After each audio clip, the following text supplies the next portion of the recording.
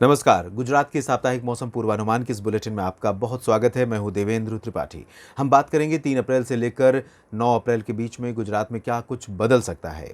एक cyclonic storm उठ रहा है बंगाल की खाड़ी की तरफ, लेकिन वो गुजरात से बहुत दूर क्षेत्र पर उभर रहा है और उसके बाद उभरने के बाद भी जब तक ये पहुंचेगा भारत के तटों के पास, तमिलनाडु के पास 9 अप्रैल के आसपास अनुमान है, तब तक ये वीक ख़त्म हो चुका होगा। अगले वीक की बात हम कर रहे होंगे और उस दौरान हम देखेंगे कि उसका गुजरात पर क्या असर हो सकता है। उसका सीधा इम्पैक्ट फिलहाल गुजरात पर संभावित नहीं है।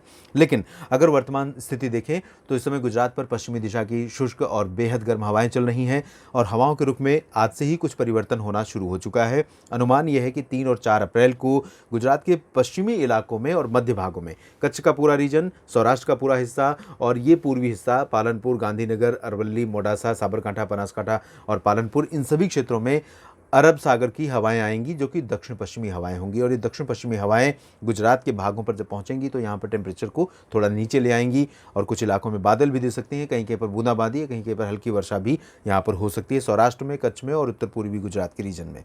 बाकी क्षेत्रों में फिलहाल पश्चिमी और उत्तर पश्चिमी दिशा की हवाएं चलती रहेंगी। यहाँ पर पंचमहल, दाहोद, खेड़ा, नादियाद, आणंद, वडोदरा और छोटा उदयपुर से लेकर नर्मदा, भरूच, डांग, तापी, नवसारी, सूरत, वलसाड़, इन सभी क्षेत्रों में और दादरा नगर हवेली में भी उत्तरी और उत्तर पश्चिमी दिशा की हवाएं चलती रहेंगी। और 2 दिनों के बाद यानी 5 अप्रैल से लेकर 9 अप्रैल के बीच में फिर से पूरे गुजरात पर सिंध और बलूचिस्तान प्रांत, जो पाकिस्तान का दक्षिणी हिस्सा है, इन भागों से, जो कि पहले से ही बहुत गर्म है, उन भागों से होते हुए ये हवाएं पश्चिमी दिशा की आनी शुरू हो जाएंगी और पूरे गुजरात को अपने दायरे में ले लेंगी। तो एक बार फिर से मैं ये कह सकता हूँ कि 4, 5 या 6 अप्रैल को गुजरात के कुछ शहर ऐसे हो सकते हैं जहाँ पर 44 और 45 डिग्री सेल्सियस तापमान जा सकता है। आप अंदाज़ा लगाइए कि जो तापमान मई के लास्ट में या जून के मध्य में जाकर देखने को मिलता था, वो अप्रैल में 2 महीने पहले वो तापमान हमें देखने को मिल रहा है। ये कहीं न कहीं बहुत बड़ी गड़बड़ी है और बहुत बड़ा चैलेंज है वेदर के लिए, पूरे देश के लिए।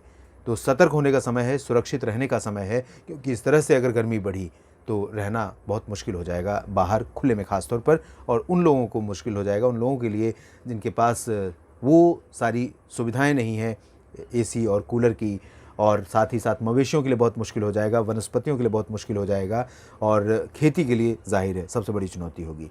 तो गुजरात में इस सप्ताह बारिश होने की संभावना मेजरली देखें तो बिल्कुल भी नहीं है। आप बने रहिएगा मौसम तक चैनल के साथ, मैं अपडेट करूंगा। अगर कुछ भी डेवलपमेंट होता है गुजरात के मौसम के बारे में तो मैं ज़रूर आपको अपडेट करूंगा। धन्यवाद।